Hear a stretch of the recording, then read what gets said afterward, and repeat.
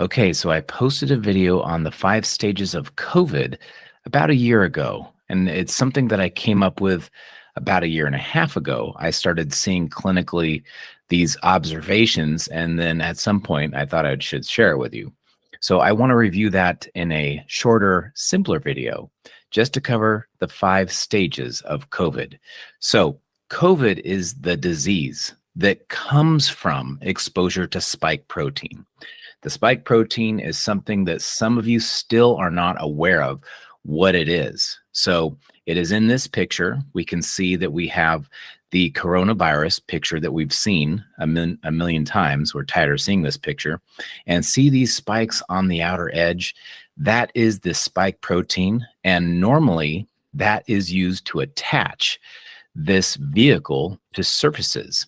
And then what's inside of this vehicle, which is the virus itself, can enter in and infect the host. And then only through infection can a virus actually reproduce. So there's some debate about whether or not viruses exist at all or what their purpose is. But one thing is clear, is that the creature itself, in this case, the human, that's us, or the species and animals, creates the virus. The virus has no reproductive mechanism on its own. It relies on the host to create it, which begs the question as to whether or not it's something that we need. I sometimes think of it as a firmware update, knowing that as you look into virology, that the human genome itself is composed of 8% virus. In other words, we wouldn't be alive without a constant tweak from viral infections. So, does it come from the outside, or do we reach a point where we need some sort of evolutionary change? We produce the virus and then we spread it to others so they can benefit. Either way, we have a working theory that COVID comes from the spike protein part of the virus and not the infection part. So the infection part can be mild, and we're going to cover that as stage 1 in just a moment. But you get the infection, and then after getting the infection, you're going to get this spike protein, which normally might be harmless, but in the infection of SARS-CoV-2, it's actually quite harmful.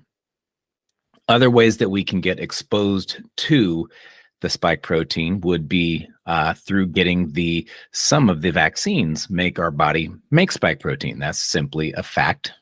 And so you have the mRNA vaccines, which make our body make spike protein. So that's an exposure to spike protein. Whether beneficial or not, it is what it is. There's another theory that somebody who's either infectious with COVID disease, which is the spike protein disease, might be producing spike protein internally, and that can get onto someone else. So in that case, it might not be an infection, but rather a poisoning, as the spike protein is being passed on to another person without the virus.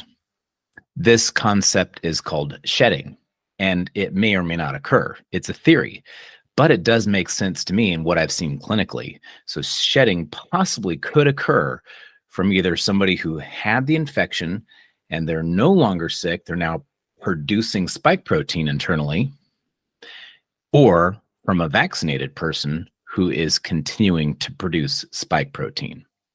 This spike protein is something like Pigpen from old Charlie Brown cartoons, where they're walking around in a dust cloud. Can this get on to other people? Nobody knows for sure, but that's a theory. We know for sure you can get it from the infection. We know for sure you can get the exposure from the vaccines. And so that's what we're going to talk about. So here's our stages. Stage 1 is the infection. And that's really seen by the symptoms of body aches, fever, and chills, right? Body aches, fever, chills, just like with any infection. It's how you know you're sick, even if it's not SARS-CoV-2. So you get body aches, fever, chills. We saw a little bit more sore throat going into 2022, but nonetheless, it's something of a immunological reaction. So we're going to call stage 1 the immune reaction, or immunological, right? You're fighting a bug. Now, stage 2 is after that. Stage two comes from the spike protein that's wrapped around the SARS-CoV-2 virus, getting into the blood and causing problems that are cardiovascular in nature. So we're going to call stage two post-COVID blood damage. This is damaging the blood itself directly. The blood becomes sticky, stagnant, and deoxygenated. And as these spikes go through the blood, they're also causing inflammation to the blood vessels, the blood vessel walls, causing a systemic endothelialitis, right? The lining of the blood vessels is called the endothelium. That gets inflamed. It's also landing on organs like the liver, the kidneys. This is where we're going to see the primary symptoms of fatigue because the blood isn't carrying nutrients and oxygen the way it should. And the peripheral exchange is complicated or damaged, right? That's how we're delivering nutrients into the tissue and removing waste. That's impaired. And so there's fatigue, there's foggy thinking. And this is so common the last couple of years. Everybody's got this. And then, of course, in that acute initial stage of spike protein exposure, maybe heart palpitations, anxiety, rapid heart rate for no reason, shortness of breath, especially when it's worse with exertion, could be blurring vision as the spike protein is irritating that single artery to the eyes, could be hair falling out as the spike protein is causing problems with the microvascular system, tinnitus, ringing in the ears, blood pressure changes, erectile quality problems for men, especially strange when it's young men having sudden erectile quality issues after getting COVID. It's the spike protein, as that part of the body is largely related to blood flow. Their sex hormone system is not affected by COVID. It's just a blood flow issue. And all of this in stage two is also observable through the purpling of the tongue and sometimes the lips. So a tongue should be pink and it should be without any obvious coating, which is more of a gut issue. If you think of the tongue being the front of the GI tract, then you can draw conclusions about gut health by looking at the tongue. But the tongue body will give us a little glimpse of the blood health. For example, if somebody's tongue was pale, we would know that they're anemic.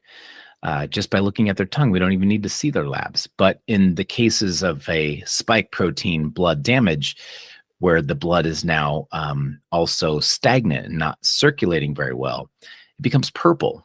Think of like a kid who's been in a pool too long and they're cold. So they're getting purple lips and tongue from the cold restricting blood flow. But in this case, it's the spike protein. So that is stage two. And one of the questions would be, do we produce spike protein from the infection only during the propagation of the virus within us, or are we producing spike protein long after the virus is gone? And I don't know the answer to that question. However, what I see concerns me that we may, in fact, produce spike protein long after having the infection, and it may come in cycles and it may be worse for others. And this might truly be the long COVID. Most of the long COVID cases that we get are simply not being treated in a cardiovascular treatment strategy. They're easy for us. They respond extremely well. And we get their symptoms improved, all the stage two symptoms that I mentioned. However, a long COVID might be someone who we get them better from these stage two symptoms, and then it comes back. And that's what makes me believe that there might either be ongoing exposures happening to someone else giving them spike protein. That's the concept we talk about of shedding. Or it could be that once we get infected, we never quite get rid of this infection. Maybe the immune stage or the infection stage is gone, but we're left with some sort of mechanism internally of spike protein synthesis. I don't know. I don't know the answers. I have a clinical observation, which is what I see. However, what I lack is some of the hardcore research to support it. Going into stage three. Stage three is a post-COVID diabetic-like reaction. Now, diabetes basically starts with carbohydrates, which all turn into sugar, staying too long in the blood vessels. Now, carbohydrates are not bad. We all know that.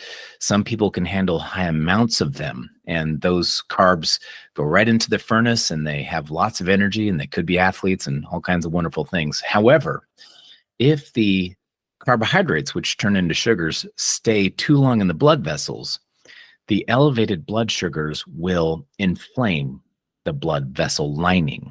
Sounds familiar, right? The endothelial lining gets inflamed. And what can happen is the body will start to overreact. In this case, it doesn't mean that the person is overeating too many carbohydrates. It's more accurate to say that they are overreacting to the amount of carbohydrates they are eating. Nonetheless, we understand the concept. With diabetic patterns, the vessels are getting inflamed by the carbohydrates. And then after that, the insulin goes up as a reaction. The insulin is now trying to quickly get the blood sugars out of the blood vessels. Normally, it might carry it into the furnace, but the furnace, after a while, is getting bombarded and starts to reject this input of high amounts of fuel. That's the insulin resistance, if you've heard of it. So the body's left with two other pathways. Now that we have irritation to the blood vessels and the high insulin, the body's going to take those carbohydrates and either put it into fat cells to protect the blood vessels, or the person might start urinating out these sugars, right? So this is the diabetic or pre-diabetic who's not gaining as much weight, but they're urinating all night long, or they're prone to cramping of the calf muscles because they're dehydrating to flush out this irritant. So the calf cramp is dehydration plus an imbalance of electrolytes, but it's a sign that there's a severe need to flush out some sort of waste, in this case, the sugars, and they're urinating it out, which is irritating to the kidneys. So this also can be related to urinary tract infections. It's irritation coming from the kidneys down to the bladder and out of the body. That whole pathway is inflamed. Eventually, that could lead to kidney stones or blood pressure problems from the kidney, or even gout and other complications. But nonetheless, we're either gaining weight, which is out of proportion to food consumption, or urinating it out. That is from a pre-diabetic or diabetic reaction to sugar staying too long in the blood vessels. Well, here comes along spike protein, which is inflaming the blood vessels. Once that happens, we have a similar reaction. Now, it's not a true diabetic reaction because the causation is not really the sugars. Instead, it's the spike protein. And now what are we having? People who are getting COVID or exposure to COVID, and then they can't lose weight. They're gaining weight more than they normally would, and they have not increased their consumption of food. They're gaining weight abnormally, or they're urinating it out. And this is where we started to see, after a while, people coming in with a lot of weird kidney issues and urinary tract infections that aren't part of their history. Even people complaining of kidney pain. And if we get a patient like that, we're of course going to treat them and treat the kidneys and strengthen function. But when you see a pattern of people complaining of kidney pain, and it was around the height of COVID area of infection, we start to think, okay, this is related to the spike protein exposure. And furthermore, we could draw the conclusion that if the spike protein is irritating the vessel lining, it's going to make us more sensitive to other things like sugars and carbs than we were prior to the exposure to spike protein. So the spike protein is causing a diabetic-like reaction. And this is that kind of type 2 presentation of diabetes. So stage 4, getting so exciting here. Stage 4 is your hyper and hypo reactions, right? So hyper is an overreaction, hypo is an underreaction. So when we look at this, think about if you were in a chemical factory and you were surrounded by chemical waste. Your body's going to deal with it. Once it gets past your skin and your barriers, breathing is going to filter, your ingestion is going to filter through the gut. But once it gets past all these barriers, it's going to end up in the blood. And once contaminants end up in the blood, you're going to have parts of your body like the liver trying to do the battle. It's going to break things down, neutralize them, and excrete them out as urine or feces. But there's a tipping point where there's too much exposure to debris or chemicals, and now you have systemic pollution. So instead of chemicals, let's trade that for spike protein. So we have these irritants throughout the body can't deal with. And so we start to get hyper or hypo reactions because systemic pollution creates intracellular signaling errors. This is where the body just can't figure out what to do, and it's knowing something's going on. It's in a state of crisis, and so we're going to start to get hyperinflamed. And if we look at where that can end up in the hyper response, the top would be the autoimmune reaction. The body gets so inflamed and irritated, and certainly countless people have noticed that after getting COVID, they have joint pain and aches. Well, that's the inflammatory process. They're almost going like fibromyalgia, which is basically pre-autoimmune. And then if the body's confused enough, it'll actually start attacking its own tissue. And certainly we've seen an alarming increase of autoimmune cases over the last couple of years. Now, the hypo reactions are going to be where the body is doing the exact opposite. It's underreacting. Think of it as if you're getting a cut, but it doesn't heal. That's an underreaction. So same thing is that we're getting a lot of confusion. The body's not regulating properly. And eventually we get mutations to our cells, which are common. We always get cancer cells, but the body normally can spot it and make the correction, right? And eliminate any mutated cells. However, under this intracellular signaling dilemma where the body is confused, what happens is the mutation takes hold and eventually hijacks a blood supply called angiogenesis or whatever, and we start to get tumor growth or even blood cancers because the blood itself is being damaged. We've certainly seen a ton of abnormal blood labs, the type of patient that we refer out to a hematologist because we look at their labs and we see some abnormalities. This is what we call a blood dyscrasia. There's abnormalities, but they're still subclinical. They're not yet pathological, so nobody's really doing anything about it. Of course, we're going to get to work and start to improve the health of the blood.